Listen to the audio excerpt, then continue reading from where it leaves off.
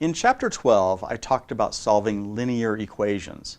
Solving linear equations is relatively straightforward. As long as the number of independent equations is the same as the number of unknowns, the equations will have only one solution. Nonlinear equations, on the other hand, are more difficult to solve. Usually, the solution of nonlinear equations is iterative.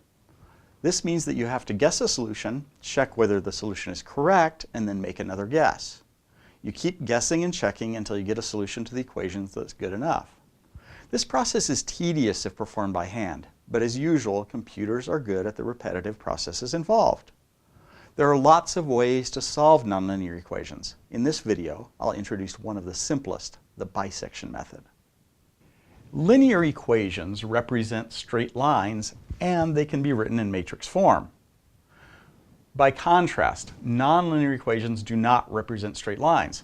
All of these are nonlinear equations. The squared term here is nonlinear, this sine term is nonlinear, and this product of independent variables makes this equation nonlinear. One side effect of these nonlinearities is that these equations cannot be placed in matrix form. In this video, I'll only talk about solving nonlinear equations that are a function of a single independent variable. The form I'll put the equation in will be f of x is equal to 0. This is a fairly standard form, and nonlinear systems of equations can be placed in this form by eliminating the undesired unknowns. For example, I have this system of equations. I can find a single equation that's a function of x1 by solving one of the equations for x2 and then substituting that into the other equation. So if I solve the first equation for x2, I get x2 is equal to 3 minus 3x1 over 2. Then I can plug that in down here for x2. I get 2x1 times 3 minus 3x1 over 2 plus 4x1 is equal to 12. This 2 cancels with this 2. This becomes 3x1 plus 4x1 is 7x1 minus 3x1 squared. If I bring this over to this side, that's minus 12. It's equal to 0. This equation is of this form. Graphically, the function f of x might look like this. The solution to this equation requires us to find the value of x that makes f of x equal to 0. So we want the value x1 at this point here. One thing that makes nonlinear functions difficult to deal with is that their solutions are not generally unique. That means that there may be multiple values of x that make f of x equal to 0. This is particularly frustrating for engineers, since you may design your system to operate over here, but the system actually decides to operate over here. That'll generally not result in a viable design, and the system can even fail catastrophically. As I mentioned before, solution approaches for nonlinear equations tend to be iterative, meaning that it takes multiple steps to determine the solution. Typically, these steps consist of guessing a solution and then using the result of that guess to make another guess. The process repeats until the solution converges to a consistent result. Our solution approach will be the bisection method. This approach has good and bad features. It's guaranteed that you'll find a solution, but the convergence of the approach is relatively slow, so it may require a lot of computations. The approach begins by choosing an interval on the x-axis that contains the solution. The interval is then cut in half, and the section of the interval that contains the solution is identified. Then you just repeat the process of halving the interval until you get close enough to the solution. Let's go through this process for an example function. First, we have to choose an interval within which the function is 0. In this class, we'll use a very simple criterion for this. We'll just look for a sign change between the two endpoints of the interval.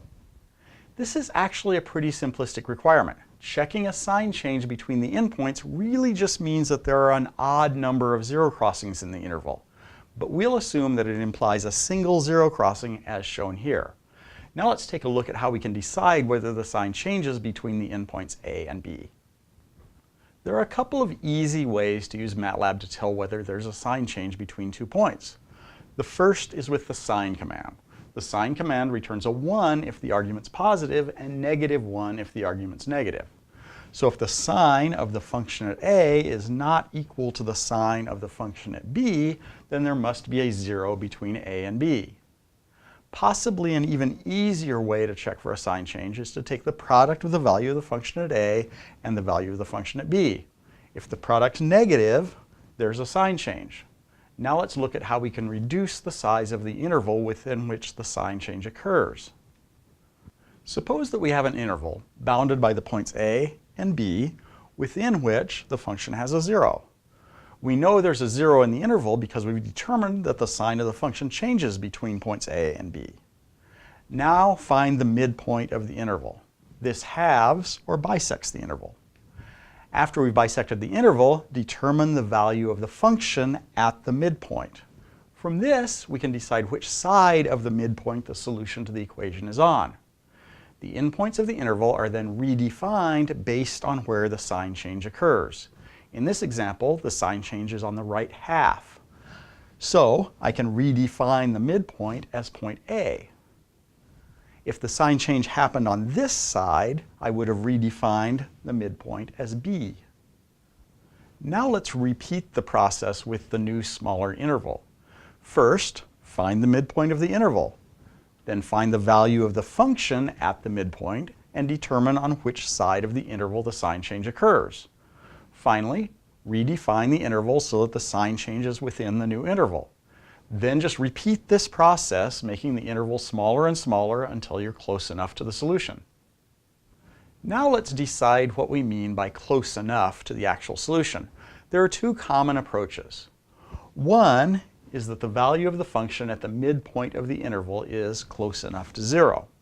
The other is that the range of x values in the interval is small enough so that having the interval doesn't make a difference. Now let's take a look at some pseudocode to implement the overall strategy.